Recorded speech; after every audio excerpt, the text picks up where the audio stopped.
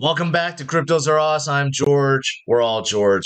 So happy Sunday. Look at Bitcoin. It's above 25,000 once again. But in this video, I'm going to make a case for why Bitcoin can head up to $50,000 by June. Yes, Bitcoin has been above 50,000 before, but we haven't seen that in over a year. But can we get back up to 50,000 once again within a matter of months? Well, that's what this video is about. I'm going to present three reasons why we can see 50,000 right around the corner.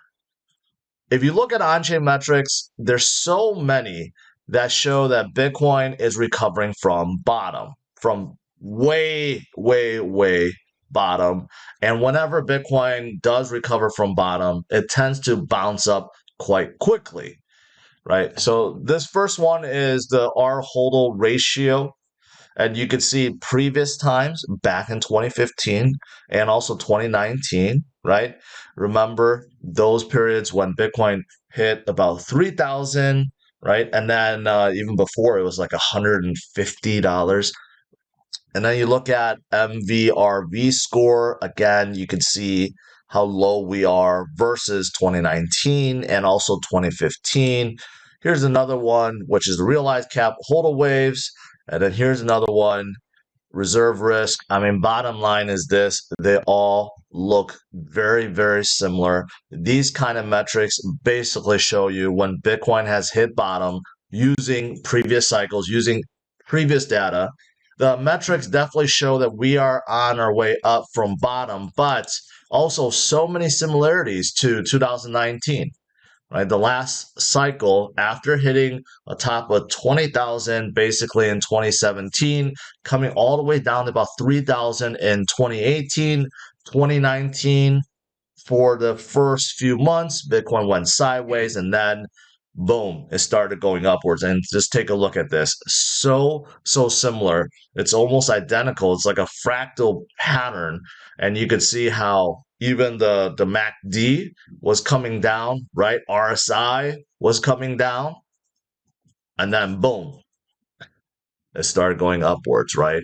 It looks so similar right now, which is why hitting something like 29,000 could be right around the corner, and then hitting 50,000, right, could come as soon as June. All right, the second thing is institutional adoption. Institutions are getting involved in a big way. BlackRock is just, they have their fingers in everything. Look at this, okay? They came out with their own fund, their Bitcoin fund, a $15 billion fund, which they do actually hold physical Bitcoins. They actually, it's not just a paper fund, they actually hold physical Bitcoin, right? So they're involved with Bitcoin already.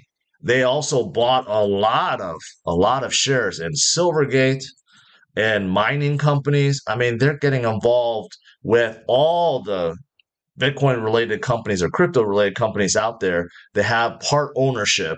And also, let's not forget Circle and Coinbase. BlackRock is a huge investor in Circle and Coinbase and MicroStrategy. I mean, they really do have their fingers in everything, right? And the good thing about this is knowing who BlackRock is, seeing how entrenched they are, that means they're really serious about this. They know that this is the future. They want to get in, and they're going to bring a whole lot of money into the space. Okay, a whole lot. We're not talking about just billion. We're talking about possibly trillions in this next bull run. And it's not just them. It's not just them. Fidelity, which is also a huge asset manager, they're getting involved. Well, actually, I take that back. They have been involved for quite some time.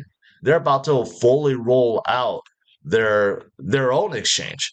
Right now, it's kind of like beta testing, right? It's a zero commission free exchange for the users. But Fidelity is already involved with the miners and already involved with institutions, other institutions, right? But they are absolutely huge, and they're about to come out their own exchange and get millions of people involved with Bitcoin and crypto. And recently also, I've been covering about how George Soros getting involved with miners, MicroStrategy, banks, right? They are involved, and George Soros himself, or at least his president, said that they own Bitcoin.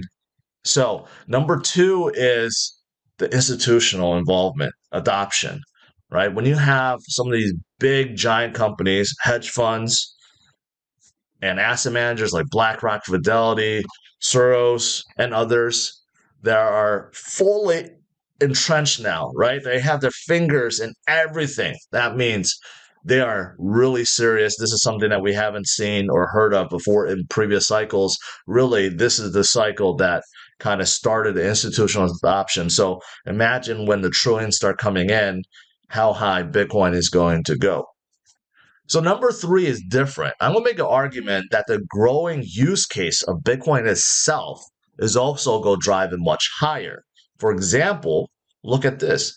The very first Bitcoin NFT collection, the ordinals, is skyrocketing. Over 100,000 have been inscripted and more is coming. So right now we know Bitcoin, use case, store value, medium exchange, right? Hedging against inflation. Pretty soon, DEXs, DeFi, NFTs, some of the things that made Ethereum very, very, very popular is now coming to Bitcoin. And this is possible through some of these upgrades. The last Taproot upgrade that happened a few years ago, people didn't really pay attention or understand it, but it allows inscription, basically allows images to be stored on Bitcoin's blockchain, right? And you can see Taproot adoption is growing by leaps and bounds right now, right? So think about it. Think about how many people were pulled into Ethereum due to NFTs or due to DeFi or due to some of the other things that has happened over the years. Those things can now happen on Bitcoin. So ordinals is getting really, really hot. Now it's starting to get adoption with the wallet makers because previously, if you have ordinal, you can't really see it, you can't showcase it, right? But now it's starting to get real adoption.